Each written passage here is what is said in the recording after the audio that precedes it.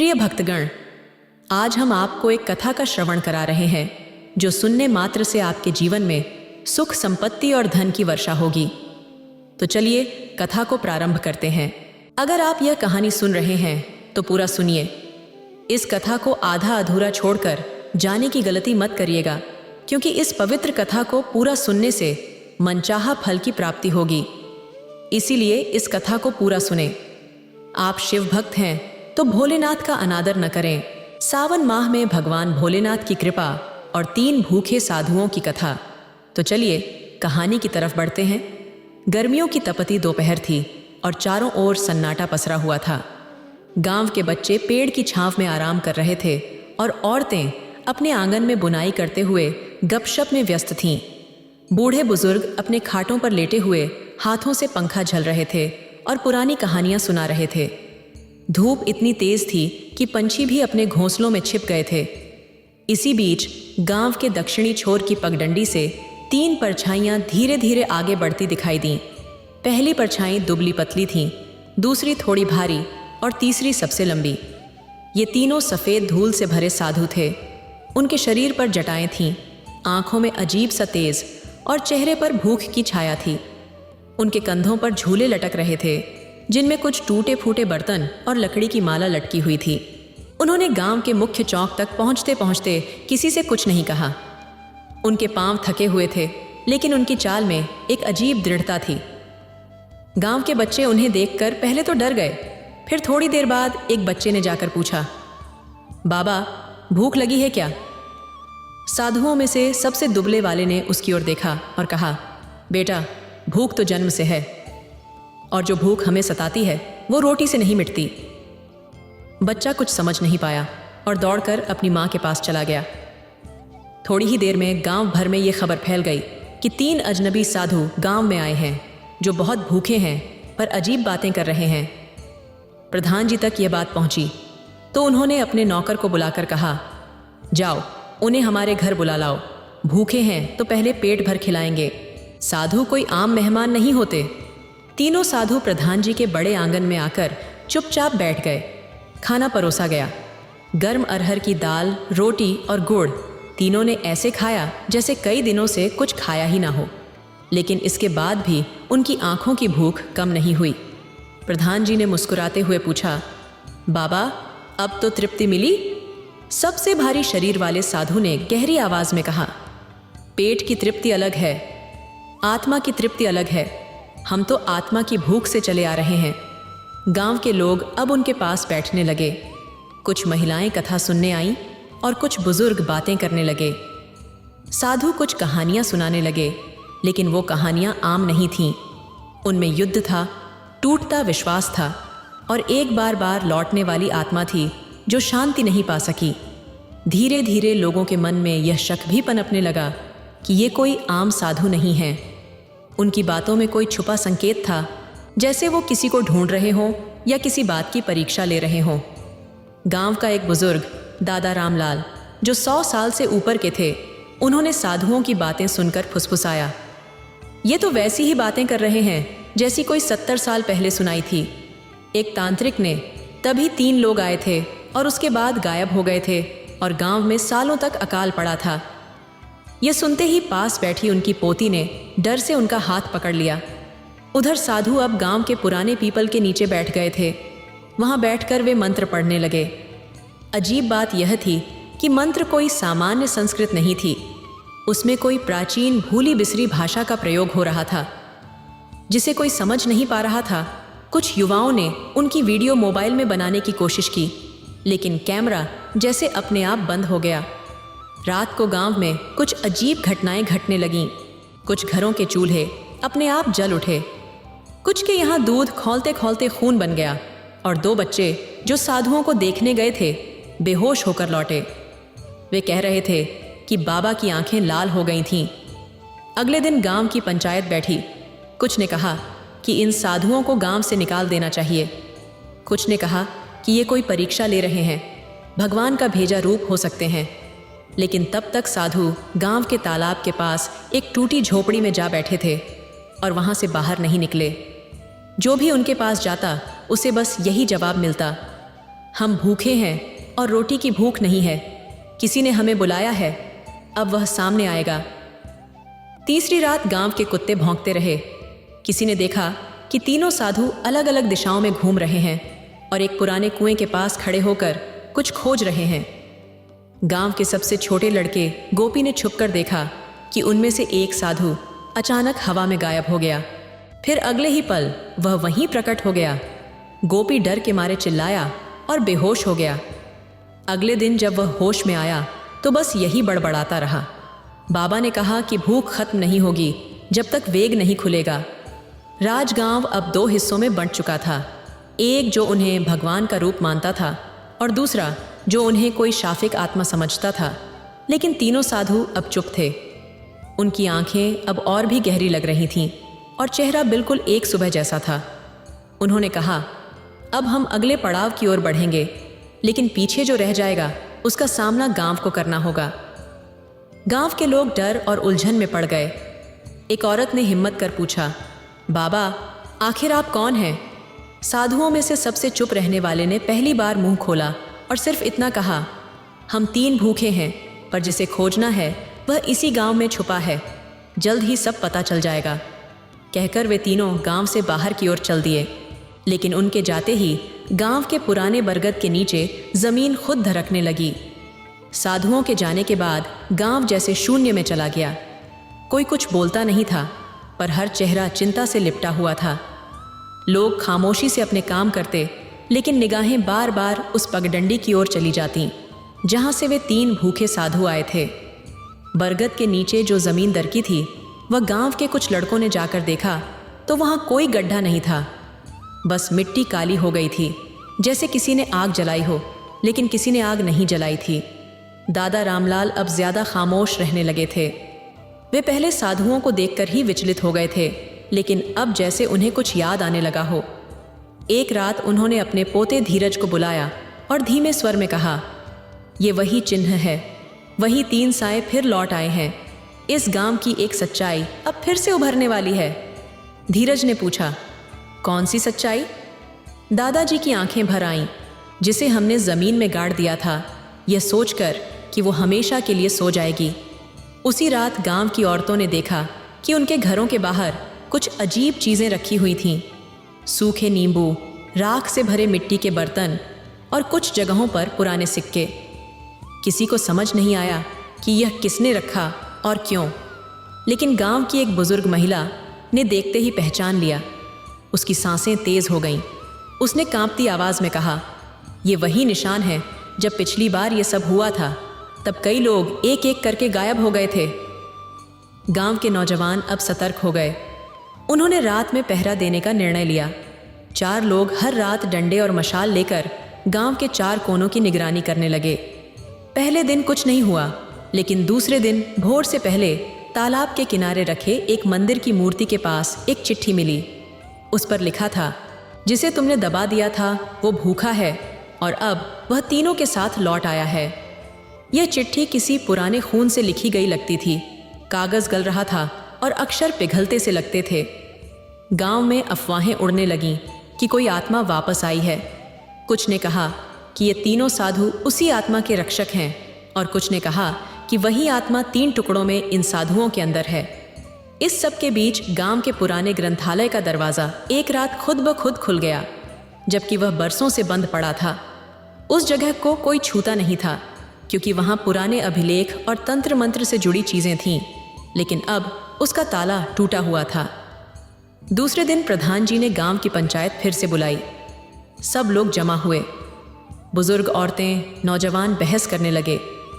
कोई बोला कि साधु अब नहीं है तो डरने की ज़रूरत नहीं, लेकिन कुछ बोले कि वो अब भी यहीं हैं, कहीं छुपे हुए। तभी गांव का एक सीधा साधा आदमी, शिवलाल, कांपता हुआ सभा में आया।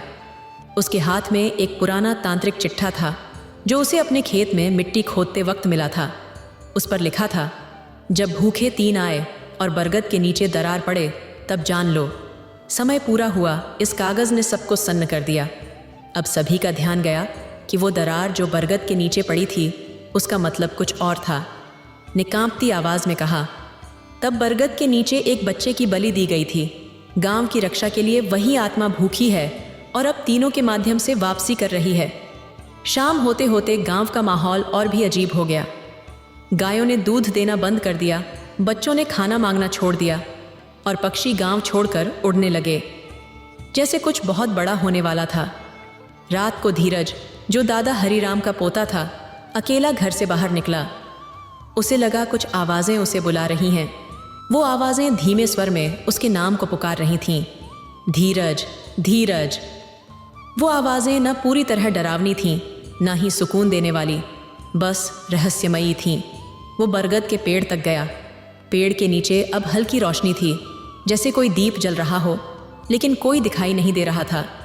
तभी उसे पीठ पीछे किसी की सांसों की गर्माहट महसूस हुई। उसने पलट कर देखा। तीनों साधु वहाँ खड़े थे, एकदम चुप। उनके चेहरे बदल चुके थे। अब वे किसी भी इंसान जैसे नहीं लगते थे। धीरज ने डर से आंखें बंद कर लीं। तभी सबसे ऊंचे साधु ने धीमे स्वर में कहा, राज का समय आ गया है, लेकिन क्या तुम उसे सह सकोगे? धीरज बेहोश होकर जमीन पर गिर गया। जब वो सुबह गांव वालों को तालाब के किनारे मिला तो उसकी आंखें खुली थीं, पर बोल नहीं रहा था। उसकी हथेली में खून से बस एक शब्द लिखा था, मुक्ति। अब पूरा गांव समझ गया था कि तीनों भूखे साधु यूं ही नहीं आए थे। वे किसी भूली हुई गलती का हिसाब मांगने आए थे। लेकिन गलती किसने की थी? क्या वह आत्मा अभी भी जीवित थी? और अगर थी तो क्या उसने धीरज को अपने माध्यम के रूप में चुन लिया था? सवाल कई थे, लेकिन जवाब कोई नहीं। बस इतना तय था कि अब जो होगा वह गांव की किस्मत बदल देगा। कोई भी लौटेगा नहीं जैसा था, और जो भी हुआ उसके पीछे छुपा था गांव का सबसे पुराना और सबसे खतरनाक रहस्य। गांव में तीसरी सुबह अब किसी आम सुबह जैसी नहीं रही थी। चारों तरफ एक अनजानी बेचैनी का माहौल था। बच्चों की जैसे हंसी रुक गई थी, औरतें धीरे धीरे बोलती थीं और मर्द बिना वजह आसमान की ओर ताकते रहते थे। हर किसी के चेहरे पर एक ही सवाल तैर रहा था, तीन भूखे साधु आखिर क्या चाहते हैं? धीरज अब भी खामोश था। उसकी आंखें खुली थीं, पर वह किसी से कुछ बोल नहीं रहा था। दादा रामलाल हर पल उसके पास बैठे रहते और उसकी आंखों में झांकते रहते, मानो किसी उत्तर की तलाश कर रहे हों। रामलाल जानते थे कि धीरज अब साधारण लड़का नहीं रहा। कुछ उसके अंदर उतर आया था, कोई ऐसा सच जो अब वापस नहीं जा सकता। उसी दिन दोपहर को गांव के बीचों बीच एक पुराना कुआं, जो वर्षों से बंद पड़ा था, अचानक खुला पाया गया। कोई उसे खोल ही नहीं गया था, लेकिन उसका पत्थर का ढक्कन एक ओर गिरा हुआ था और अंदर से धुआं उठ रहा था। कुछ नौजवान लड़के हिम्मत करके उसके पास गए। झांक कर देखा तो अंदर कोई चीज़ चमक रही थी, जैसे किसी पुराने ज़माने का दीपक या चांदी का बर्तन हो। लेकिन जब उन्होंने रस्सी डालकर निकालने की कोशिश की तो रस्सी जल गई। उसके बाद से उस कुएं के पास कोई जाने की हिम्मत नहीं कर सका। गांव की पगडंडी से लेकर मंदिर की चौखट तक हर जगह कुछ न कुछ अजीब घट रहा था। कभी अचानक घंटियां बज उठती, कभी रात को किसी के रोने की आवाज़ आती, तो कभी खेतों में सूखे थपेड़ों की शाखाएं खुद हिलने लगती बिना हवा के। गौरादाई, जो इस सब की गवाह पहले भी रह चुकी थी, अब बहुत डरी हुई थी। उसने एक रात अपनी पोती को पास बिठाया और धीरे धीरे एक कहानी सुनाई। एक कहानी जिसे वह कभी किसी को बताना नहीं चाहती थी। उसने बताया कि कई साल पहले इसी गांव में 3 तांत्रिक आए थे। उन्होंने कहा था कि गांव को विपत्ति से बचाने के लिए एक बलिदान देना होगा। वह बलिदान एक निर्दोष आत्मा का होना चाहिए। गांव के कुछ बुजुर्गों ने सलाह की और तब एक नवजात बालक को चुना गया, जिसे बरगद के पेड़ के नीचे जमीन में दबा दिया गया। 3 तांत्रिकों ने वह क्रिया पूरी की और बोले कि अब 500 वर्षों तक गांव सुरक्षित रहेगा। लेकिन उन्होंने यह नहीं बताया था कि 500 साल बाद उस आत्मा की भूख दुगुनी होकर वापस लौटेगी। अब लगता है वही आत्मा भूखी है, उसे मुक्ति चाहिए, और वो 3 तांत्रिक अब साधु बनकर लौटे हैं। अपनी अधूरी प्रक्रिया को पूरा करने गांव में अब एक अलग किस्म की हलचल थी। हर किसी को अपने ऊपर खतरे का एहसास होने लगा। धीरज, जो अब तक चुप था, तीसरे दिन अचानक रात में घर से गायब हो गया। जब लोग उसकी तलाश में निकले तो उसकी चप्पलें बरगद के पास मिलीं और एक मिट्टी का दीपक जलता हुआ रखा था, उसी जगह जहां पहले दरार पड़ी थी। दादा हरिराम फूट फूट कर रो पड़े। उन्होंने कहा, उसने उसे बुलाया है, लेकिन अभी खेल शुरू हुआ है। तभी गांव के मंदिर में घंटियों की आवाज तेज हो गई और सब कुछ जो अब तक रुक रुक कर हो रहा था अब खुलकर सामने आने लगा। तीनों साधु अब हर रात दिखाई देने लगे, कभी कुएं के पास, कभी मंदिर के भीतर, तो कभी किसी के आंगन में। गांव का पुजारी जो वर्षों से भगवान की सेवा कर रहा था अब भी चिंतित था। एक रात मंदिर में बेहोश मिला। उसकी जुबान कटी हुई थी और आंखों में डर भरा हुआ था। वह कुछ बोल नहीं सका, बस कांपती उंगली से बरगद की ओर इशारा करता रहा। गांव के कई लोग भागने लगे, लेकिन जैसे ही कोई गांव छोड़ने की कोशिश करता कुछ अनहोनी हो जाती। किसी की बैलगाड़ी पलट जाती, किसी का बच्चा गुम हो जाता, तो किसी के कानों में अजीब सी सीटी बजने लगती और वह बेहोश हो जाता। यह मान लिया गया कि अब कोई भाग नहीं सकता। तीसरी रात को जब चंद्रमा साफ आसमान में चमक रहा था, धीरज गांव के बीचों बीच प्रकट हुआ। उसकी आंखें अब लाल थीं और शरीर पर कुछ चिन्ह बने हुए थे, जैसे किसी ने लोहे की गर्म छड़ से जलाया हो। उसने धीमे स्वर में कहा, जिसे तुमने दफन किया वह मैं हूं, लेकिन अब भूख बढ़ चुकी है। तीनों भूखे साधु अब केवल प्रतीक हैं, असली भूख मेरी है, और जब तक उसका अंत नहीं होगा ये गांव बचेगा नहीं। सब लोग डर के मारे कांपते रहे। धीरज की आवाज में अब एक गूंज थी, जैसे कोई और उसके माध्यम से बोल रहा हो। वह बोला, मुझे मुक्ति दो, नहीं तो सब कुछ जलाकर भस्म कर दूंगा। गांव के लोग समझ नहीं पा रहे थे कि क्या करें। तीनों साधु अब धीरज के पीछे खड़े थे, एक गहरे सन्नाटे में, और सिर्फ उनकी सांसें सुनाई दे रही थीं। यहीं से गांव की सबसे बड़ी परीक्षा का समय शुरू हुआ। गांव की रातें अब चुप नहीं रहती थीं। हर कोना कुछ न कुछ कहता रहता, कभी सरसराहट, कभी सीटी, कभी दूर से आती चीखें, और कभी कभी तो सन्नाटा इतना गहरा होता कि आदमी को अपने दिल की धड़कन भी शोर लगने लगती। उस रात जब धीरज ने सबके सामने खुद को उस भूखी आत्मा का पुनर्जन्म बताया, तो गांव की उम्मीदें लगभग टूट चुकी थीं। हरिराम अब थक चुके थे। उन्होंने सारी उम्र ईमानदारी और धर्म के रास्ते पर चलकर बिताई थी, लेकिन अब उनके अपने पोते में वह आत्मा बस गई थी जिसे उन्होंने खुद कभी नहीं देखा था। अब यह सिर्फ गांव का सवाल नहीं था, ये रक्त का सवाल था। उन्होंने अपने कमरे के कोने से पुरानी लकड़ी की संदूक निकाली, जिस पर धूल की मोटी परत जमी थी। उस संदूक में एक पुरानी लोहे की थाली, कुछ तांबे के सिक्के, एक जले हुए कागज का टुकड़ा और एक छोटी सी किताब थी, अतिरिक्त आत्माओं का विधि विधान। ये किताब उनके दादा के दादा की थी। कभी उन्होंने इसे सिर्फ मनोरंजन समझकर पलटा था, लेकिन आज यही किताब उनकी अंतिम उम्मीद थी। वे मोमबत्ती जलाकर पूरी रात बैठे रहे। किताब के अंतिम पृष्ठ पर कुछ खास निर्देश थे। यदि कोई आत्मा बलिदान में बंधे और 500 वर्ष पश्चात भूख के साथ लौटे, तो उसकी मुक्ति सिर्फ वही कर सकता है जिसने पहली बार उसे मिट्टी में दबाया हो। रामलाल का दिल कांप गया, क्योंकि उस दिन 500 साल पहले उनके पूर्वजों में से किसी ने उस नवजात को मिट्टी में दबाया था, और अब मुक्ति की जिम्मेदारी उसी वंश की थी। उधर तीनों साधु अब गांव में घूमते नहीं थे। वे अब एक ही स्थान पर दिखाई देते थे, बरगद के पास। गांव वालों ने देखा कि अब बरगद की शाखाएं रात में खुद ब खुद हिलती थीं, जबकि हवा तक नहीं चलती थी। उसकी छाल से खून की तरह गाढ़ा रस टपकता था, और पेड़ के नीचे बंधी नीम की माला धीरे धीरे सूखने लगी थी। मंदिर का पुजारी, जो अब तक बिस्तर पर पड़ा था, एक रात बिना किसी को बताए उठ खड़ा हुआ और सीधा बरगद की ओर चल पड़ा। उसकी आंखें सफ़ेद हो चुकी थीं और हाथों में तुलसी की माला थी। लेकिन जैसे ही वह पेड़ के पास पहुंचा, तीनों साधु उसकी ओर घूमे। उनके चेहरे अब बिल्कुल साफ दिखाई देते थे। एक की आंखें पूरी तरह काली थीं, दूसरे की जीभ बाहर लटक रही थी, और तीसरे का चेहरा जैसे राख से बना हो। पुजारी ने कुछ बोलने की कोशिश की, लेकिन साधुओं ने अपनी हथेली उसके माथे पर रख दी और पुजारी वहीं पत्थर बन गया। अब डर ने गांव को पूरी तरह जकड़ लिया था। बच्चे अब रोते नहीं थे, औरतें घर से बाहर नहीं निकलती थीं, और मर्द एक दूसरे की आंखों में देखते तक नहीं थे। सबके भीतर एक ही सवाल था, अगला कौन? धीरज अब खुलेआम गांव में घूमता था, पर वह पहले जैसा नहीं था। उसकी चाल में अजीब सी लचक थी और आंखों में शून्यता।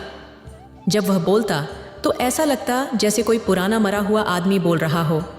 लेकिन एक रात जब गांव के लोग उसे नज़रअंदाज करने की कोशिश कर रहे थे, उसने सबके सामने गांव की सबसे बड़ी सच्चाई कह दी। उसने कहा, इस गांव की नींव खून से भरी है। मेरे साथ सिर्फ अन्याय नहीं हुआ था, बलिदान हुआ था, लेकिन बलिदान अधूरा था। मुझे भूखा छोड़ दिया गया। अब मैं वही चाहता हूँ जो मुझसे छीना गया था, जीवन। लेकिन अब एक जीवन नहीं, कई जीवन, क्योंकि जितने लोग उस दिन मौन थे उतने ही अब मुझ पर रानी हैं। लोग कांप गए।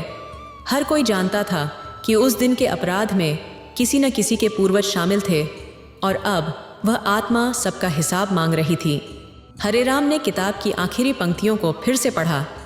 मुक्ति तभी संभव है जब आत्मा को उसकी भूख के बदले आत्मीयता मिले, उसे समझाया जाए, पुकारा जाए और उसकी स्मृति को शांति दी जाए। वह जान गए कि अब धीरज को वापस बुलाने का एक ही रास्ता है, उस आत्मा को यह समझाना कि बदला नहीं, शांति उसकी मुक्ति है। लेकिन ऐसा कर पाना असंभव था, क्योंकि आत्मा अब भूख में नहीं, बदले में थी। रामलाल ने गांव के 5 सबसे बुजुर्गों को बुलाया। वे सभी उन वंशों से थे जिन्होंने कभी उस नवजात आत्मा के बलिदान को मंजूरी दी थी। सबने स्वीकार किया कि गलती हुई थी, लेकिन अब सिर्फ क्षमा मांगने से कुछ नहीं होगा, कुछ त्याग करना होगा। वो त्याग क्या था किसी को नहीं पता था, लेकिन उसी रात गांव के मंदिर में अचानक घंटियां अपने आप बजने लगीं और एक आकृति दिखाई दी, सफ़ेद, शुद्ध, शांत। वह आकृति मंदिर से उठकर बरगद की ओर चली। लोग पीछे पीछे दौड़े। बरगद के पास धीरज खड़ा था, पर अब वह रो रहा था। उसकी आंखों से आंसू निकल रहे थे और उसका शरीर कांप रहा था। साधु अब पीछे हट गए थे और उसी समय मंदिर की आकृति धीरज के शरीर में समा गई। एक पल के लिए सब कुछ रुक गया और फिर जैसे किसी ने पूरे गांव पर जल छिड़का हो। हवा चली, पेड़ खिले और धीरज शोर से चिल्लाया, मुझे मुक्त कर दो। रामलाल ने आगे बढ़कर अपने हाथ उसकी ओर बढ़ाए। माफ कर दो बेटे, हमसे भूल हुई, अब ये बोझ तुमसे नहीं रहेगा। और तब एक तेज रोशनी में धीरज का शरीर हवा में उठा और शांत हो गया। तीनों साधु अब शांत चेहरों के साथ खड़े थे। उन्होंने एक साथ हाथ जोड़े और धुएं की तरह मिट गए। गांव फिर से शांत हो गया, लेकिन यह शांति असली थी या सिर्फ एक विराम, कोई नहीं जानता था। गांव को ऐसा लगा जैसे सदियों पुराना कोई बोझ उतर गया हो। धीरज अब नहीं रहा, लेकिन उसके चेहरे पर जो मुस्कान आखिरी पल में थी, उसने कई दिलों को भिगो दिया। रामलाल जो अब तक खुद को दोषी मानते आए थे, शायम जो इन सब कहानियों को बस अफवाह मानता था, बरगद के नीचे जा पहुंचा। वह जमीन खोदने लगा। उसे यकीन था कि ये सब सिर्फ मनगढ़ंत बातें हैं, लेकिन जैसे ही उसका फावड़ा तीसरी बार जमीन में लगा, एक अजीब सी आवाज निकली, जैसे किसी पत्थर पर लोहे की चोट पड़ी हो। वह और खोदने लगा और फिर उसके हाथ एक लोहे की संदूक से टकराए। संदूक पर कोई ताला नहीं था, लेकिन उस पर अजीब अक्षरों में कुछ लिखा था, भूख की हद, आत्मा की सजा। शायम ने जब संदूक खोला तो उसमें सिर्फ 3 चीजें थीं, एक सूखी रोटी, एक तांबे की कटोरी जिसमें जम चुका खून जैसा पदार्थ था, और एक काले रंग की मोहर जिस पर त्रिशूल बना था। शायम हंसा और बोला, यही है उस डरावनी कहानी का सच। उसने रोटी को हाथ में लिया ही था कि हवा का रुख बदल गया। चारों ओर सन्नाटा छा गया और बरगद की शाखाएं जोर जोर से हिलने लगीं। शायम कुछ समझ पाता उससे पहले ही जमीन उसके पैरों के नीचे से कांपने लगी। उसके सामने अचानक 3 परछाइयां उभर आईं। वे 3 भूखे साधु अब साधु नहीं लग रहे थे, वे भूत भी नहीं लग रहे थे, वे कुछ और थे, एक ऐसी शक्ति का रूप जो ना तो जिंदा थी। शायम अब कांप रहा था।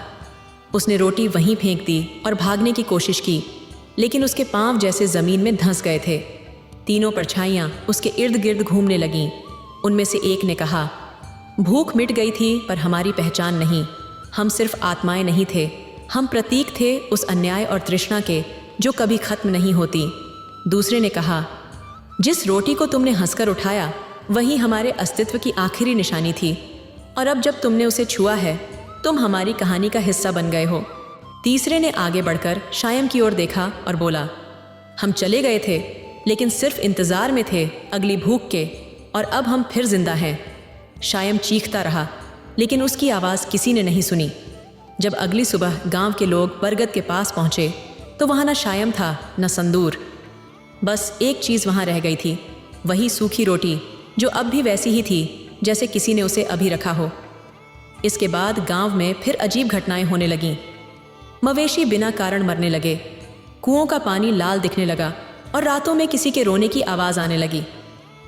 रामलाल, जो अब बहुत वृद्ध हो चुके थे, समझ गए थे कि यह सब समाप्त नहीं हुआ है, ये बस एक चक्र है जो फिर से शुरू हुआ है। एक रात वे अपने पोते के कमरे में गए।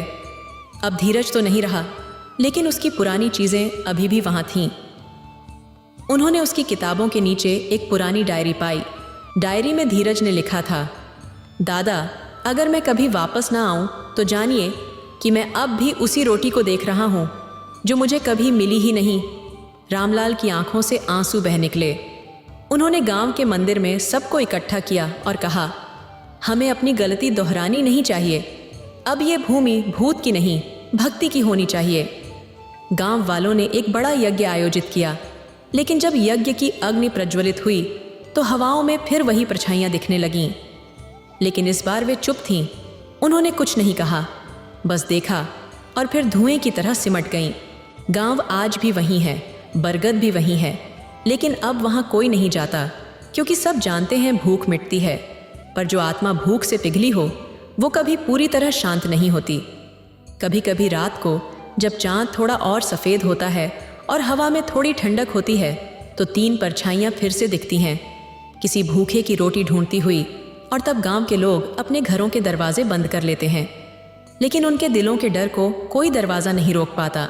उम्मीद है आप सभी को ये वीडियो अच्छी लगी होगी। अगर आप शिव के सच्चे भक्त हैं तो चैनल को सब्सक्राइब और वीडियो को लाइक करके कमेंट में हर हर महादेव लिख दीजिए।